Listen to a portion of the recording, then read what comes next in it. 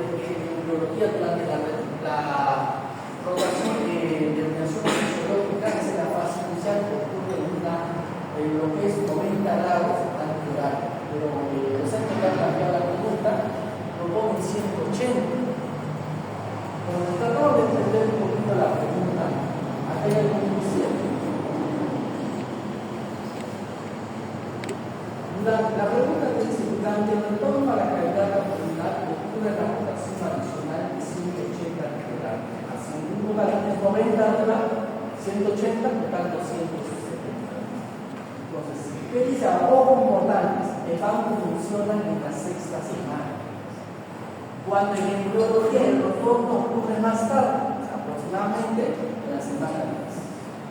Aún así, para resolver el examen, manda más la palabra retorno que el número de semana. Por lo tanto, la hernia ocurre más o menos en un 90 grados. El retorno, 180, sin un total de 270. Y acá la pregunta dice el retorno fisiológico. O sea, la herniación ocurre a la sexta semana, ocurre en 90 grados. Pero el retorno, que ocurre más o menos a la semana número 10, es de 180 grados. Tú sumas, hacen un total de 270, pero lo que te está practicando es el retorno fisiológico, independientemente de la semana que haya en comunicación. Ya, entonces, la clave es la D, 180.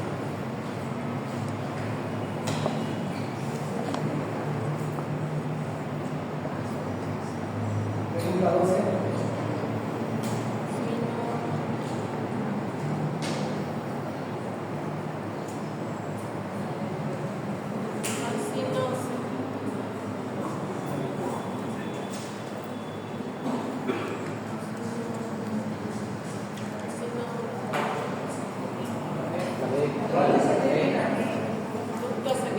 En la secreción pancreática, la estructura responsable de la secreción de bicarbonato o de la organoluz que va a ser dado con la secreta. En este caso, el bicarbonato lo va a secretar generalmente las células musculares, que a su vez están estimulados por la secreta. Correcto. Ahora, ¿qué es lo muy importante que me gustaría hacer explicar? En la fisiología del páncreas, el páncreas tiene dos funciones, una función exocrina y una función endógena. Correcto. En la función exocrina participa la secreción de digestivas pancreáticas. Correcto. Justamente lo que hay desarrollado la secretina tiene que ver con la parte exocrina. Pero el páncreas tiene una parte endógena que va a estar dado por los citones del año. Correcto. Los citones del año. Estos citones del año van a tener ciertos tipos de células. Más que la pregunta que nos trae es para las células que se nos pregunta. Las células alfa, las células beta, las células delta y las células E. O ramas, no ramas. Entonces, vamos a ver que acá las principales, las primeras células van a segregar, o sea, las células alfa que segregan con un carbón. ¿Correcto? Un carbón. Las células beta,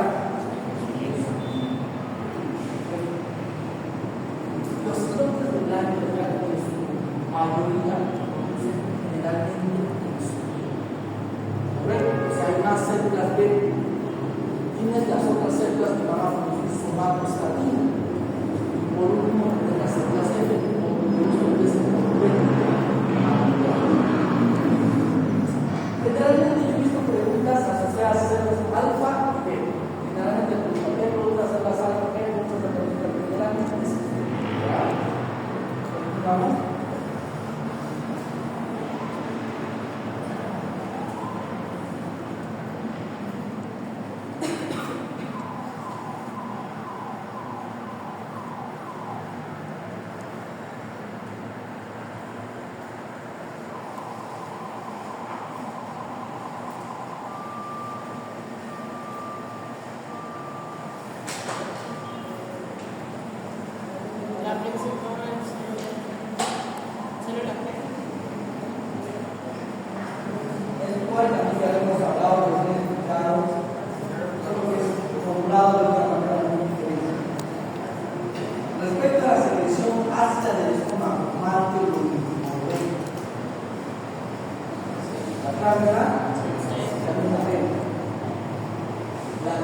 La principal célula productora de los ácidos grasos es la célula G.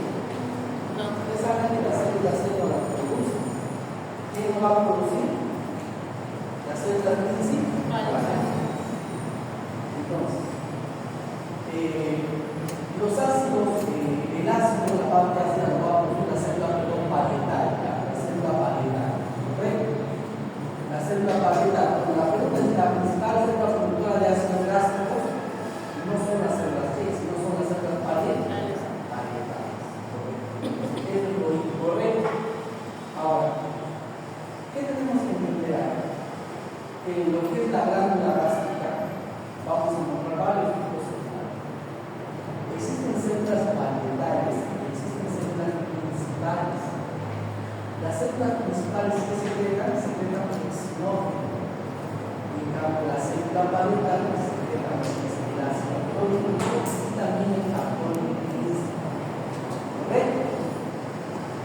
Existen otro tipo de células, que son las células de la mucosa superficial, que se van a encargar de generar moco, pélvico y secreción de granular. También existen células del cuello de la mucosa. ¿Correcto? También existen otro tipo de células que van a secretar histamina. Para fines de pregunta, generalmente preguntan células parietales y células principales, que es lo más frecuente de preguntar. ¿Correcto? Las células que tendrían que ir acá, que nos van a segregar gastrina. En las glándulas del estómago se encuentran las famosas células C. Las células que segregan gastrina, más no ácido. ¿Correcto? Y no se segregan ácidos, son las células parietales. ¿Correcto? Vamos.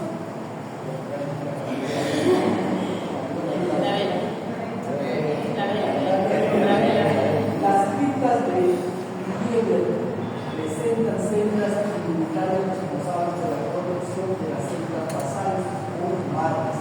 Las células se denominan células de Raymond. ¿Por qué la respuesta correcta?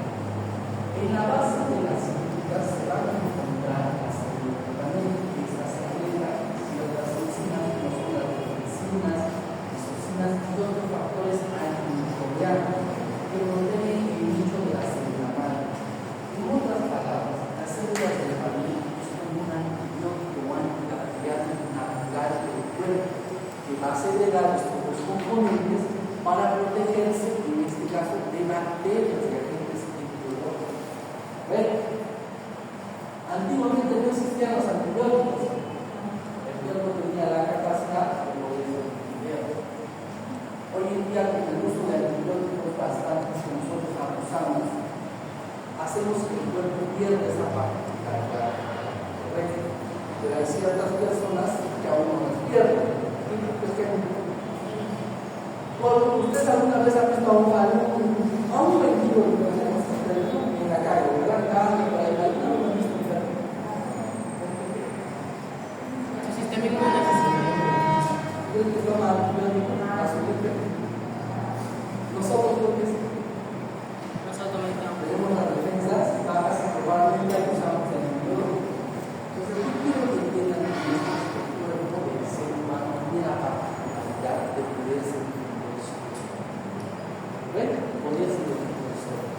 estas células de papel son responsables justamente de las defensas del cuerpo.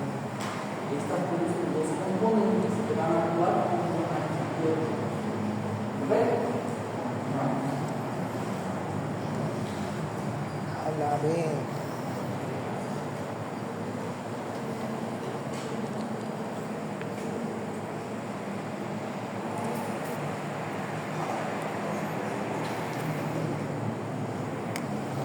La técnica que vamos a hacer dos cosas que vamos a hacer muy diferentes.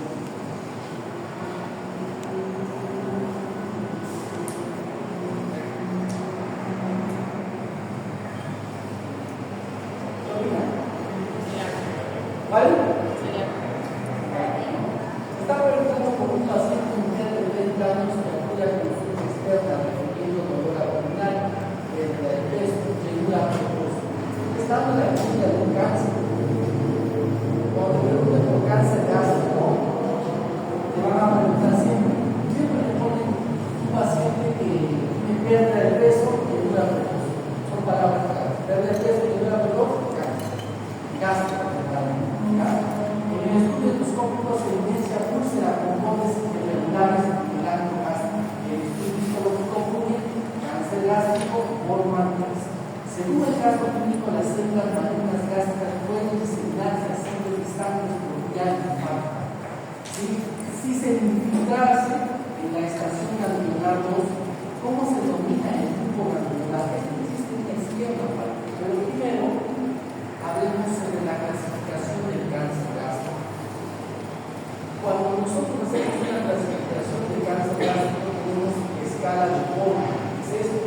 Borman tipo 1, Borman tipo 2, Borman tipo 3 y Borman tipo 4. Esto sí me pregunta, tienes que saber la clasificación porque se pregunta. Cuando dicen que es un Borman tipo 1, es una lesión polipoide a que estás viendo. Cuando dicen que es un Borman tipo 2, es una lesión ya ulcerada, con bordes sobresalientes, ¿correcto? Y delimitados. Pero si me dicen como en nuestro caso, que es un Borman tipo 3, aún tienes teniendo la lesión ulcerada, pero comienza a ser bordes sin fin.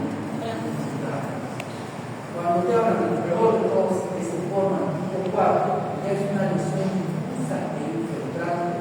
Ya no está ulcerada, o sea, ya ingresó completamente. ¿Correcto? Esto es algo con respecto a los Borman, pero la pregunta fue de estaciones ganglionares. ¿Correcto? Se dividen varios: grupo ganglionar número 1, grupo ganglionar número 2, grupo ganglionar número 3, grupo ganglionar número 4. Decía el grupo ganglionar número 2, estación 9, ¿cierto? ¿Quién es? ¿Qué vamos a hacer? Mira, preguntas de esto, no he visto que me pregunten mucho, ya.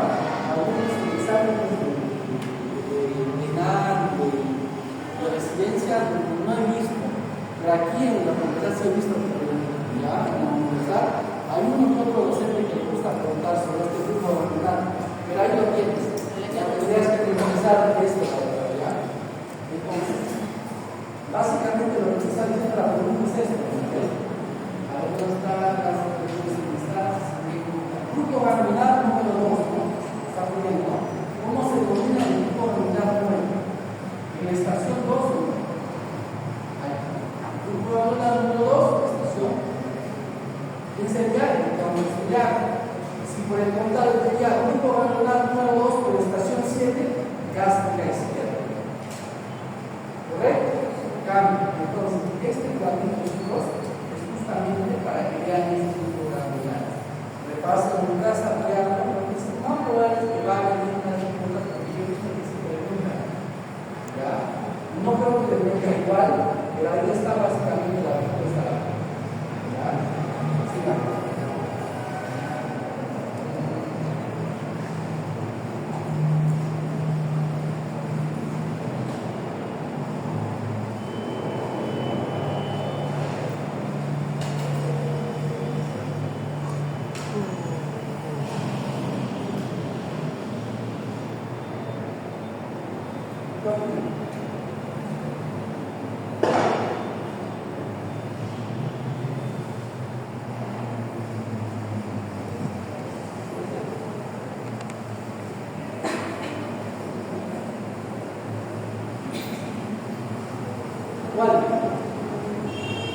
Primero, la tarea dice, en la enfermedad por reflujo gastroesofágico, el retorno del contenido gástrico al esófago, secundario a un cierre defectuoso del esfínter esofágico inferior, todos los siguientes sustancias disminuyen el tono del esfínter esofágico, por ende exacerban el ER, excepto acetilcolina.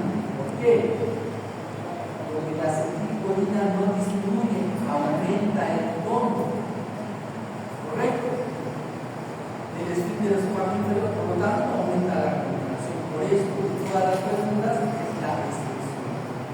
Ahora hablemos un poquito de esto. Ya habíamos hablado bastante sobre eso, ya había explicado la fisiopatología, dónde estaba la causa, cuál era el tratamiento.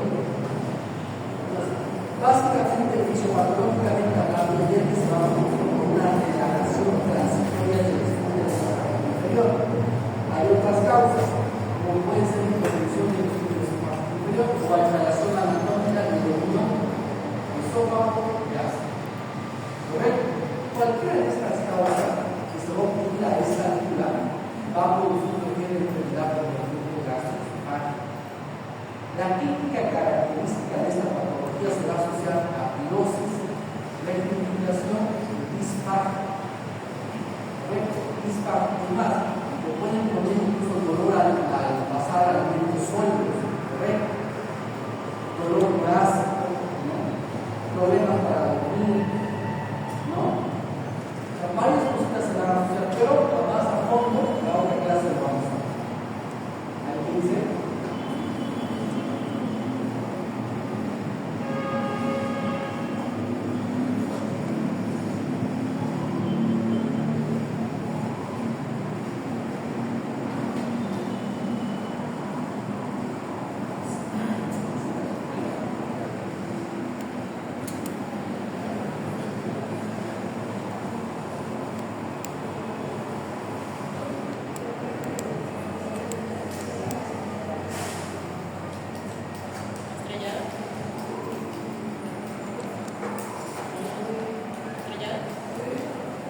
¿Cuál es?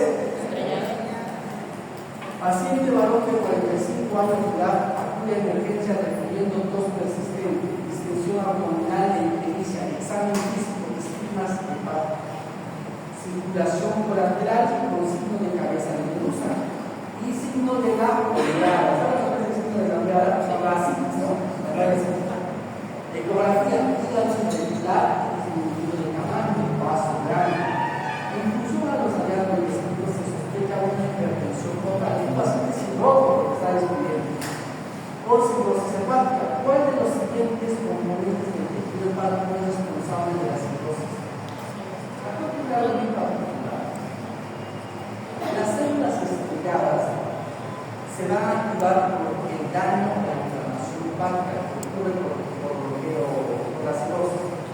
Estas células estrelladas producen dos cosas: colágeno y matriz extracelular. Y eso ya hace fibrosis y cirrosis. Si hay un aumento de estas células estrelladas, como consecuencia va a haber un aumento de la producción del colágeno. Y si hay aumento de la producción del colágeno y matriz extracelular, lo que vamos a tener como consecuencia fibrosis y cirrosis. Que es la pregunta, ¿no?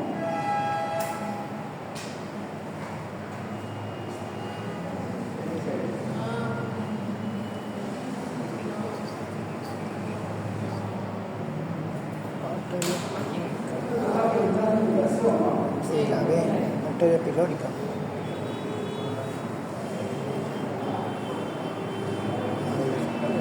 La que está preguntando regulación del estómago, pero ¿quién no viene del estómago?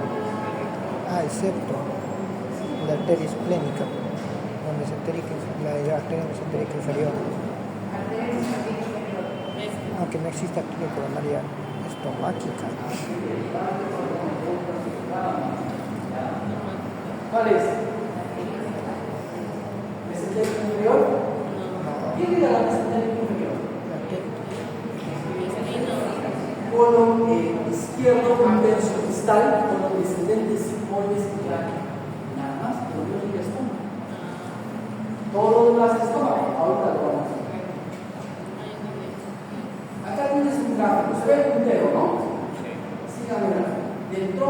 celíaco que está viendo acá, hay un tronco celíaco.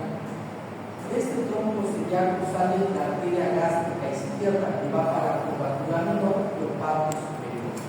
¿Correcto? Esa es la primera indicación. Luego tienes la arteria hepática común. La arteria hepática común que sale también del tronco celíaco con una rama gástrica derecha que va para la curvatura menor y el párpado inferior. Y acá tienes ya la indicación de la curvatura menor. ¿Correcto? Luego, ¿qué más tienes? La arteria esplénica que también sale del tronco celíaco con una rama para la curvatura mayor en la parte superior, que es la gástrico-duodenal izquierda o la gástrico-mental izquierda. ¿Correcto? Izquierda. Ahora, la gástrico-duodenal es una rama de la arteria, en este caso de la arteria hepática común. También va a botar una rama que es la gástrico-mental o la gastroepiflórica, también se llama, ya derecha. Forman así las curvaturas del estómago sobre las. ¿Correcto? Obvio que la esplénica va a botar gástricas posteriores, gástricas cortas, pero la principal generación del estómago son por cuatro arterias. La gástrica derecha, izquierda, la gástrico-mental, tanto derecha como izquierda. Ninguna de esas hemos visto son ramas de la arteria mesentérica inferior. La mesentérica inferior significa parte terminal del intestino grueso, que es un tercio distal del colon izquierdo, por donde es el intestino izquierdo. Eso significa la mesentérica inferior. Por eso es la clave. Hay que preguntar lo que sea. Esa es la última pregunta.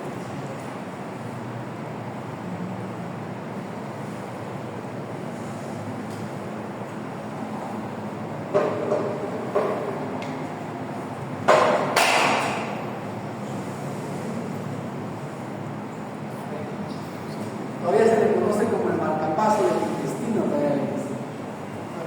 el encargado de hacer el richardismo. ¿Quién es? ¿Quién es? Cajal, ¿no?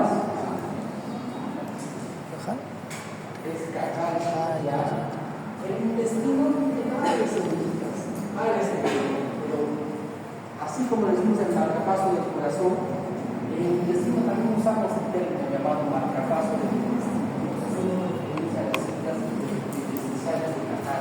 Son las células encargadas de verticalismo, o sea, del movimiento del intestino.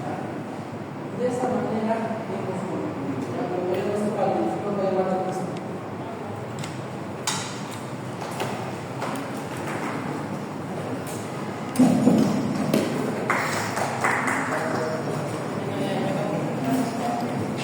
Y terminó, a pesar que me siento medio drogado hoy. Me siento mareado.